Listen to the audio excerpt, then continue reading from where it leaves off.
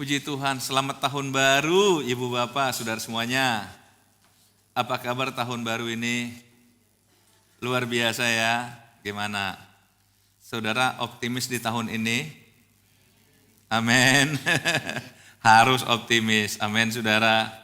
Karena kita punya Tuhan. Saudara-saudara, waktu Natal lalu, saya sudah sampaikan pada kita bahwa kita jadikan tahun 23 tahun kebaikan Tuhan.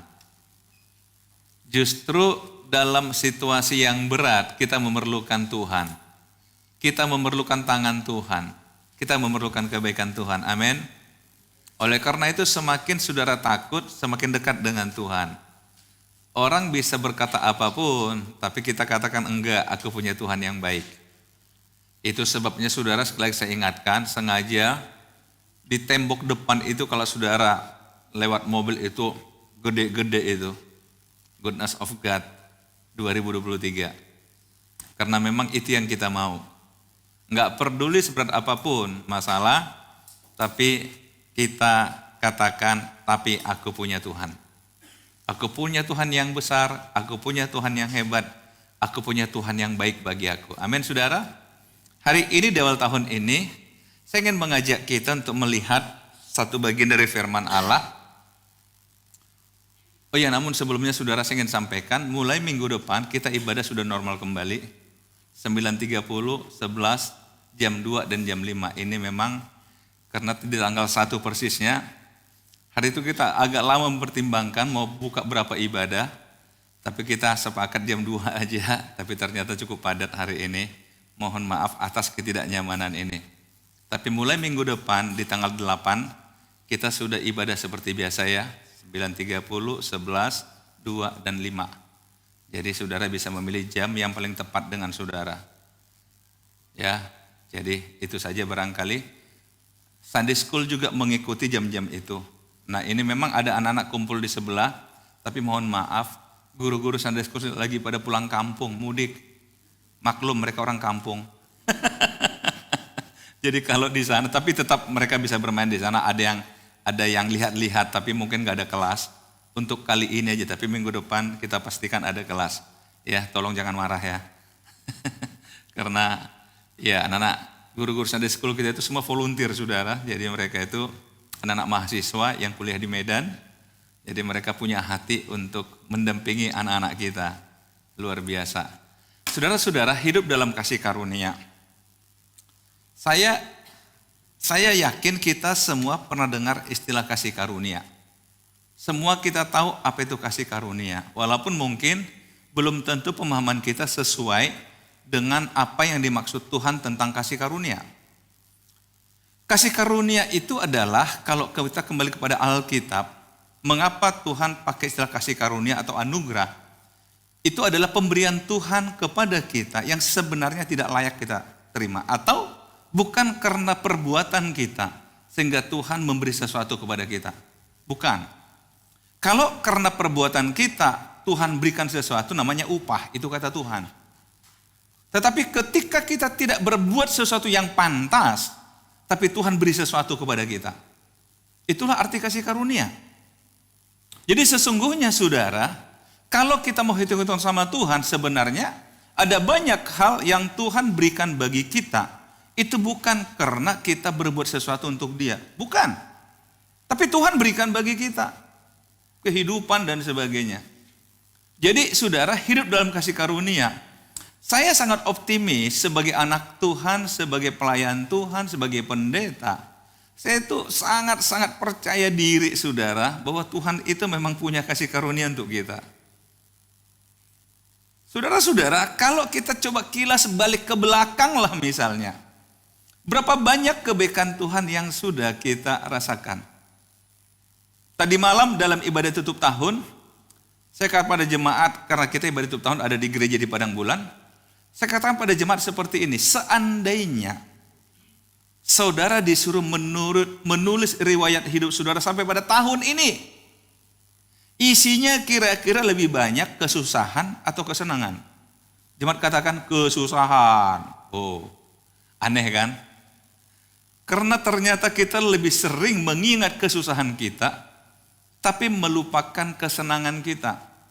Kita sering lupa perbuatan baik orang kepada kita, tapi sangat membekas ketika orang menyakiti kita.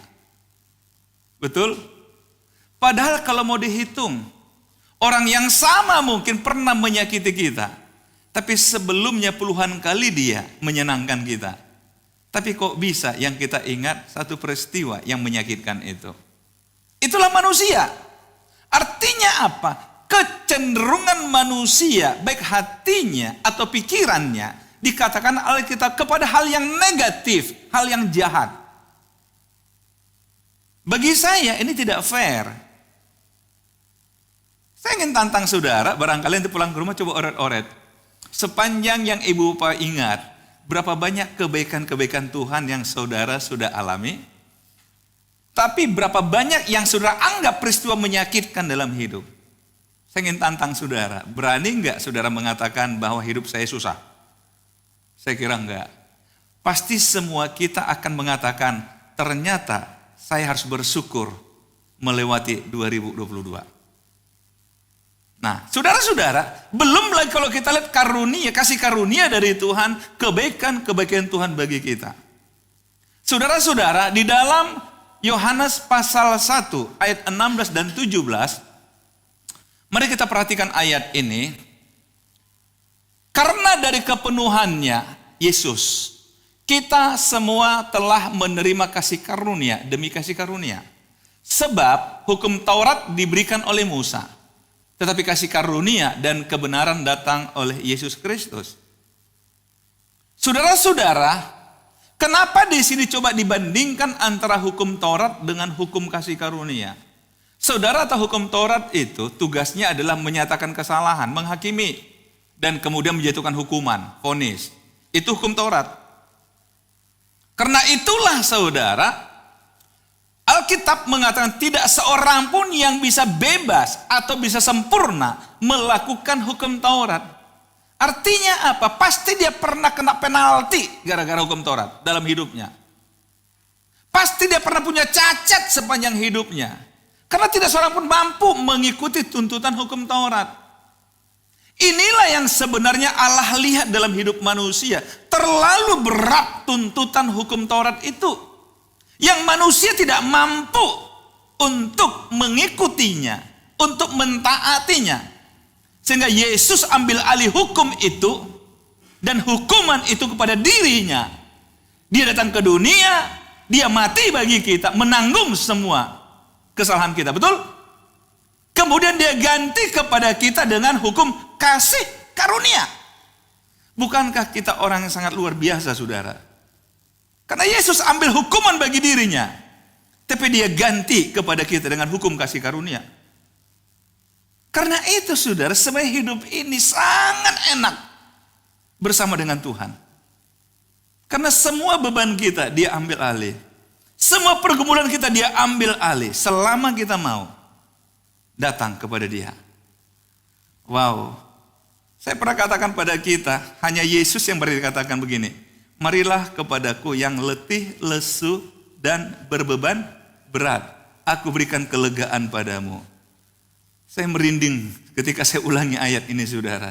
Saya merasa ini sebuah statement dan komitmen yang tidak seorang manusia pun mampu mengatakannya. Berani saudara pasang iklan seperti itu, mari ke rumahku yang letih, lesu, berbeban berat. Saya kira kalaupun Anda batasi waktu, saya buka pintu jam 10 sampai jam 12, saya yakin jam 3 pagi orang sudah ngantri. Seperti yang terjadi hari-hari ini. Betul nggak? Saudara-saudara, berani nggak ambil semua? Nggak berani. Tapi Tuhan Yesus, dia berani kok. Mari kepadaku, mari kepadaku, mari kepadaku. Kenapa? Dia punya kasih karunia demi kasih karunia. Apa artinya kasih karunia demi kasih karunia? Kita tidak pernah berhenti menerima kasih karunia Allah. Mau sebanyak apapun hari ini ibu bapak terima, saudara terima, besok masih ada. Nggak pernah habis. Bahkan dalam Mazmur dikatakan apa? Setiap kita dalam kesesakan, di sana Tuhan tunjukkan kasih karunia-Nya.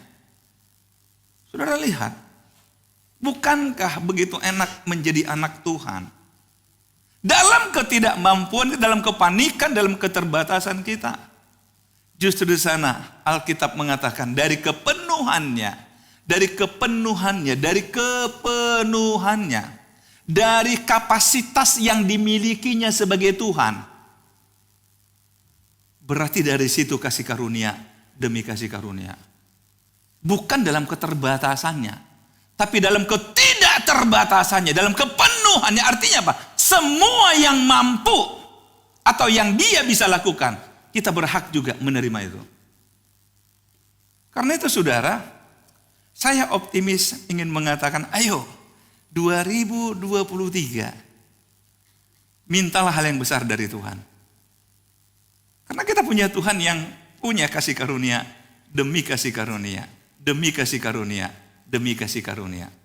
Luar biasa saudara, luar biasa. Kasih karunia demi kasih karunia. Saya ingin ambil 3 ayat hari ini kepada saudara untuk jadi perenungan kita. Mengapa kita percaya diri?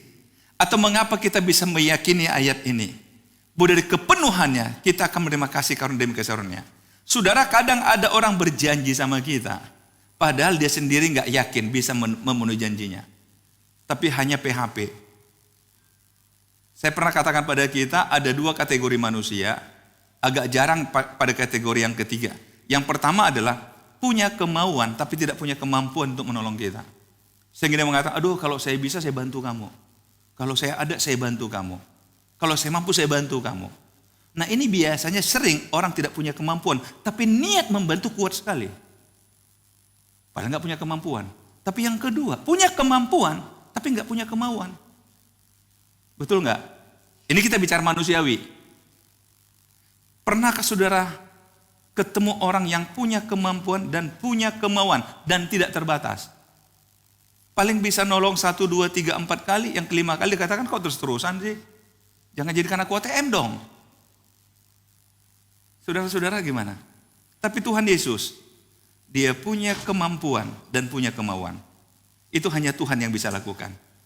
Saya terjemahkan dari kepenuhannya, kita menerima kasih karunia demi kasih karunia. Karena apa? Dia punya kemampuan dan dia punya kemauan. Apapun yang menjadi keperluan kita dalam hidup ini, itu ada dalam kepenuhan Allah. Katakan amin. Apapun itu ada dalam kepenuhan Allah.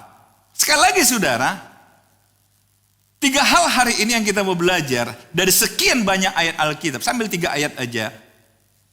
Yang pertama adalah di dalam Yohanes pasal 1 ayat yang ketiga.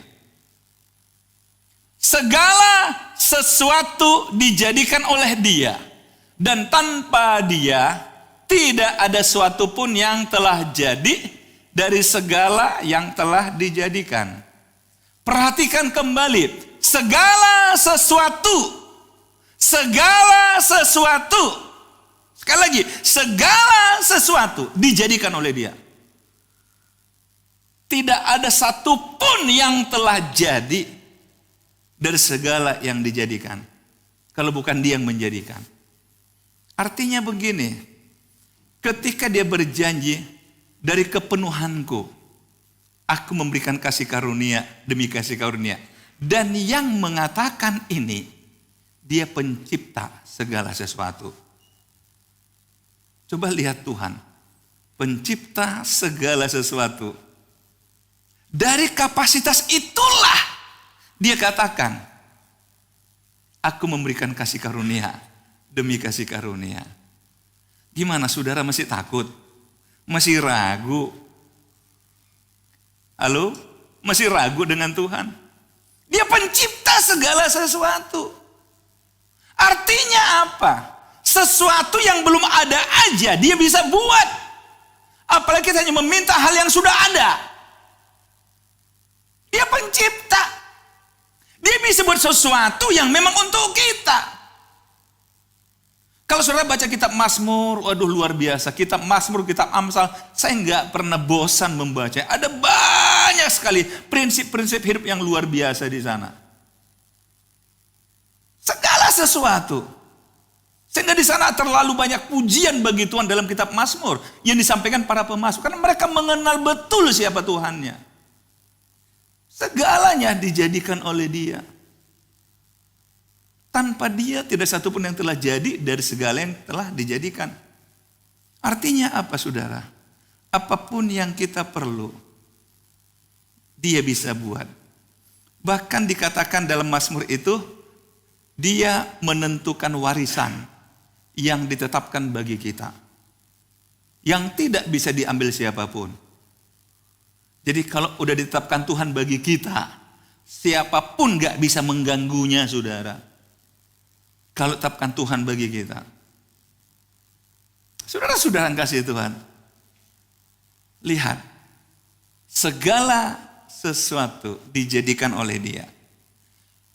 Dan tanpa Dia tidak ada sesuatu pun yang telah jadi dari segala yang telah dijadikan. Kurang enak apalagi, saudara, jadi anak Tuhan. Tuhan katakan segalanya aku buat, berarti aku punya.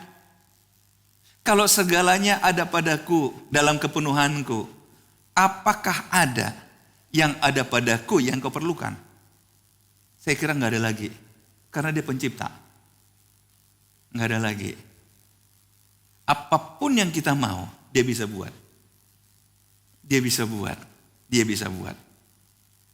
Karena itu, saudara, saya tadi katakan di awal, saya sangat optimis bersama dengan Tuhan. Bahwa apapun Tuhan bisa buat melalui saya, untuk saya. Melalui saudara, untuk saudara. Mungkin saudara bertanya, tapi nyatanya saya begini, begitu. Iya. Persoalannya adalah, kalau saudara ikuti khotbah-khotbah sebelumnya, kalau kita ada di jalannya Tuhan, maka Tuhan bertanggung jawab sepenuhnya kepada kita. Kalau kita di jalannya Tuhan. Tapi kalau kita di jalan yang lain, jangan salahkan Tuhan. Kalau kita teriak-teriak di sini, Tuhan gak mau datang ke tempat di mana kita ada. Kenapa? Itu bukan jalannya Tuhan. Tapi coba ke jalannya Tuhan, Tuhan bertanggung jawab. Disinilah dikatakan kasih karunia, demi kasih karunia. Saudara, jangan buat hidup ini capek. Kalau saudara di luar Tuhan, hidup ini capek, saudara. Saya bisa pastikan, karena apa? Paling tidak Tuhan kasih kita ketenangan dalam berpikir, ketenangan dalam hati, kedamaian, ketentraman dalam jiwa. Bukan itu modal, saudara. Tetapi seandainya kita nggak dapat ketenangan, buat apapun kita nggak bisa. Buat apapun kita susah. Oleh karena itu, saudara, sekali lagi, segala sesuatu dijadikan oleh Dia, dan tanpa Dia tidak ada satupun yang telah jadi dari segala. Yang kedua, di ayat yang keempat, Yohanes pasal 1. Dalam Dia ada hidup, dan hidup itu adalah terang manusia. Dalam Dia ada hidup, dalam Dia ada kehidupan. Kita bisa menikmati yang namanya hidup dalam Dia, bukan di luar Dia. Kalau saudara mau belajar Alkitab lebih dalam, saudara, Tuhan kan menawarkan damai sejahtera. Tuhan menawarkan sukacita. Tapi saudara tahu bukankah di luar Tuhan juga ada tawaran damai sejahtera, tawaran sukacita? Saya mulai berpikir beberapa hari yang lalu, saudara, tentang berlibur, liburan. Ini mungkin 10 tahun terakhir semakin gencar, saudara. Sepertinya libur itu wajib. Libur itu wajib. Anak-anak sekarang suka menghafal hari libur. Dan mulai nanya, Pak, ini bulan sekian, tanggal sekian, merah. Kemana, Pak? Sepertinya libur itu wajib. Saya coba merenung. Wajib ini mungkin dalam dua hal. Yang pertama, karena dunia ini, hidup ini terlalu berat, sehingga perlu berlibur. Udah terlalu stres dalam hidup ini, sehingga perlu berlibur. Atau liburan itu sudah menjadi gaya hidup.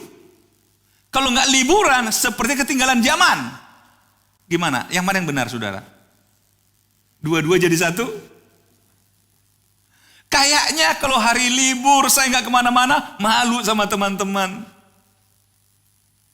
Anak sekolah apalagi, saudara, mulai ditanya, liburan kalian kemana nanti? Makanya saudara ya maaf ya.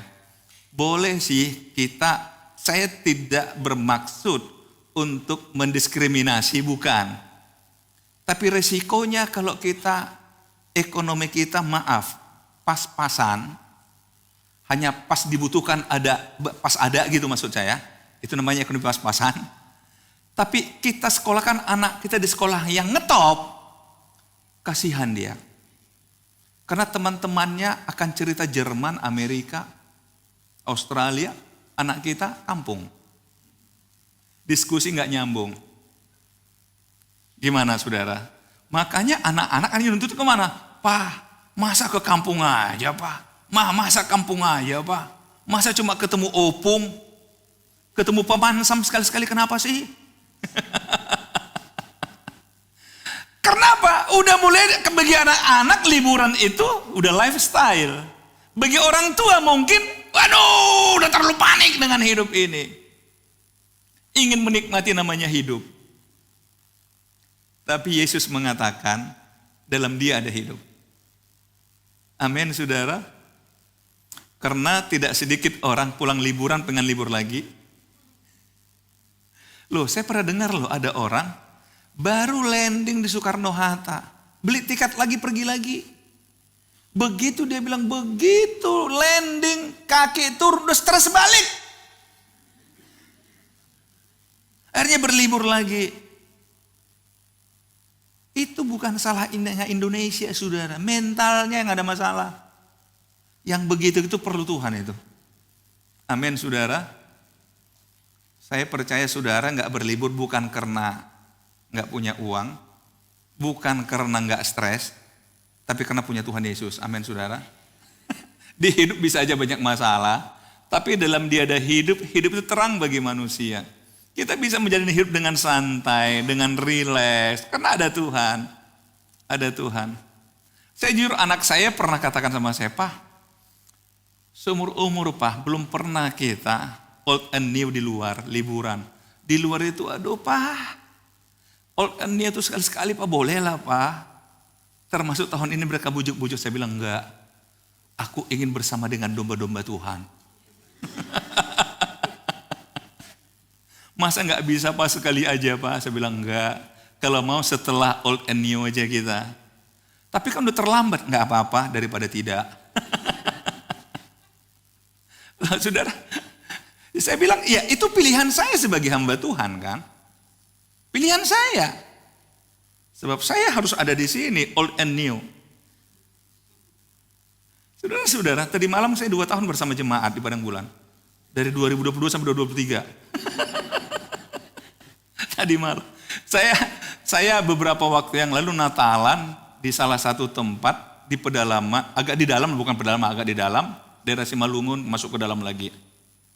Daerah Silimakuta namanya, ada satu desa namanya Purbatua. Jadi panjang, start acara jam 8 malam. Terus panjang. Udah mulai hampir jam 12, pendeta sampai saya katakan, Pak, di sini sudah biasa Pak, kalau Natal 2 hari. Pertama saya nggak ngeh apakah besok disambung lagi. Enggak, maksudnya sampai lewat jam 00, itu udah hari besok. Jadi di sana udah biasa itu selesai Natal jam 1 pagi, jam 2 pagi. Mulai jam 8 pagi, jam 8 malam. Jadi 2 hari saudara. 2 hari. Saya bilang, wah. Jadi jangan kaget, di desa itu lebih meriah suasana Natal. Apalagi tahun baru saudara. Karena itu saudara, orang mulai melihat hidup ini seperti apa. Tapi hari ini, hidup dalam kasih karunia. Salah satu kasih karunia Allah bagi kita, selain Dia ciptakan segala sesuatu adalah yang kedua, dalam Dia ada hidup. Kalau saudara semakin berat hidup ini, semakin dekatlah dengan Tuhan. Dalam Dia ada hidup. Tidak seorang pun yang berhak mengambil hidup kita. Hanya Tuhan yang berhak. Amin saudara. Orang bisa katakan apapun kepada kita, tapi dalam Dia ada hidup. Dan hidup itu terang manusia. Yang ketiga, sudah dalam ayat 5 dikatakan, terang itu bercahaya di dalam kegelapan. Dan kegelapan itu tidak menguasainya. Kalau saudara kembali dalam konteks Alkitab, kegelapan seringkali diidentikan dengan dunia yang gelap. Misalkan saudara bisa baca dalam Yesaya 60. Bangkitlah menjadi teranglah, Sebab terangmu datang dan kemuliaan Tuhan terbit atasmu. Dunia dipenuhi dengan kegelapan dan kekelaman menutupi samudera raya. Saudara-saudara, artinya apa? Kegelapan, kekelaman itu diidentikan dengan dunia di mana kita hidup. Tapi Alkitab mengatakan apa? Terang yang kita miliki, yaitu dari Yesus Kristus, itu bercahaya di dalam kegelapan. Dan kegelapan itu tidak menguasainya. Artinya apa? Ketakutan apapun yang dikatakan orang dari dunia ini, kita nggak akan bisa dikendalikan oleh itu. Saudara yang berbisnis, optimis aja lah. Orang katakan apapun, katakan enggak, aku punya terang dari Tuhan yang menerangi hati dan pikiranku, dan justru aku harus menerangi kegelapan. Jangan izinkan kegelapan menggelapkan hidup saudara. Saudara-saudara, benar kan yang dalam ilmu fisika kan dikatakan begini, sebenarnya kegelapan itu ada dan enggak ada. Gelap itu tidak ada. Gelap itu terjadi ketika terang tidak ada. Berarti definisi gelap itu enggak ada, saudara. Jadi ketika kegelapan menutupi hidup kita, itu karena kita enggak bercahaya, enggak bersinar. Karena itu jangan sampai terang yang dari Tuhan tadi itu redup di hidup kita, maka kegelapan yang masuk. Peliharalah supaya hidup saudara tetap terang. Artinya apa? Jangan mau dikalahkan oleh sistem yang di dunia ini, oleh ketakutan di dunia ini. Jangan dikit-dikit tanya Mbah Google, tambah pusing saudara. Berapa banyak orang jadi korban dari Google, saudara. Kadang-kadang Google, si A bilang begini, si B kok bilang, kok bertolak belakang, yang mana yang benar? Akhirnya pusing kita. Saudara-saudara, udahlah dekat dengan Tuhan aja lah. Terang Tuhan ada pada kita akan menjalani hidup. Amin, saudara. Saya percaya hidup dalam kasih karunia. 3 ayat ini saudara pegang ya di 2023. Start awal ini gampang. Yohanes 1. Tadi ayat 16-17, kemudian ayat 3, ayat 4, ayat 5. Saya sengaja kalau khotbah itu nggak mau buka banyak ayat saudara. Karena sedikit aja saudara lupa apalagi banyak. Jadi lebih baik sedikit-sedikit ayat. Mudah-mudahan, moga-moga ada yang nyantel. Yohanes 1, ayat 16-17, ayat 3, 4, 5. Kalau itu pun lupa lagi kebangetan. Tapi awal tahun kita mulai dengan segala sesuatu dijadikan oleh Dia. Tanpa Dia tidak ada satupun yang telah jadi dari segala yang diciptakan. Yang kedua, dalam Dia ada hidup terang bagi manusia. Dan yang ketiga, kalau kita punya terang itu tidak dikuasai kegelapan, justru menguasai kegelapan. Amin, saudara. Itulah kasih karunia dari Tuhan bagi kita. Tuhan Yesus memberkati.